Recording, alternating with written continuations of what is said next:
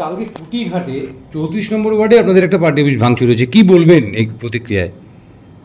কখনো গণনা চলছে, তৃণমূল গোটা রাজ্যে জিতছে।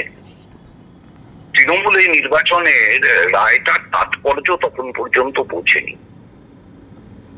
দুষ্কৃতী বাহিনী তারা মনে করে যে সিপিআইএম কে মারলে, সিপিআইএম এর পার্টি অফিস ভাঙলেই তাদের আনন্দ। হরকুমার ঠাকুর স্ট্যান্ডে তৃণমূল কংগ্রেসের একটি বড় দুষ্কৃতী বাহিনী আছে। সেই দুষ্কৃতী বাহিনী তারা 34 নম্বর ওয়ার্ডে কুটিঘাটে ঠিক গঙ্গার পাড়ে আমাদের যে পার্টি অফিস, সেই পার্টি অফিস আগেও ভেঙেছে, আমরা আবার সাজিয়ে আবার ঠিক করেছি।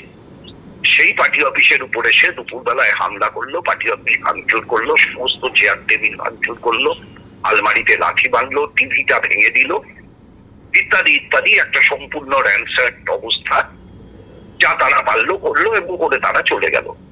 ন্যাচারালি কাউন্টিং চলছে, আমাদের সব লোকেরা কাউন্টিং এ, বাকি যারা তারা বাড়িতে বসে কাউন্টিং টিভিতে দেখছেন, কিন্তু তারা তো উল্লাসে রাস্তায় নেমে পড়েছেন।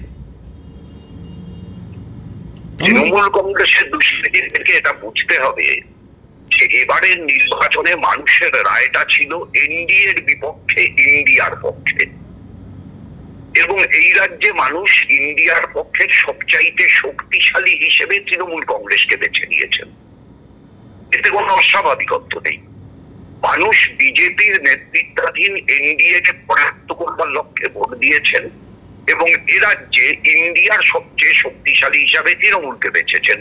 যেমন উত্তরপ্রদেশে ইন্ডিয়ার সবচেয়ে শক্তিশালী হিসাবে সমাজবাদী পার্টিকে বেছেছেন, যেমন তামিলনাড়ুতে ইন্ডিয়ার সবচাইতে শক্তিশালী হিসাবে ডিএমকে কে বেছেছেন। এই যে মানুষের চয়েস, এই চয়েসটা একমুখী হয়েছে এবং এটাই রাজনৈতিক নির্বাচনে রাজনৈতিক ভাবে মানুষ সিদ্ধান্ত করেন। আমি তৃণমূল কংগ্রেসের বিজয়ী প্রার্থী, নেতৃত্ব, অজস্র কর্মী, তাদের সকলকে শুভেচ্ছা জানাচ্ছি যে তারা বিজেপির বাড়বাড়ন্তকে ঠেকিয়ে দিয়েছেন। কিন্তু বিজেপির বাড়বাড়ন্তকে ঠেকিয়ে দেওয়ার উল্লাস সিপিআইএম এর পার্টি অফিস ভাঙচুর করার মধ্য দিয়ে প্রকাশ করাটা তৃণমূলের রাজনীতির পক্ষে বা বিজেপির বাড়বাড়ন্ত ঠেকিয়ে দিতে যে মানুষ তৃণমূলকে সমর্থন করেছেন সেই মানুষের ডিজায়ারের পক্ষে মানানসই হবে কিনা সেটা তৃণমূল নেতৃত্ব নিশ্চয়ই ভেবে দেখবেন।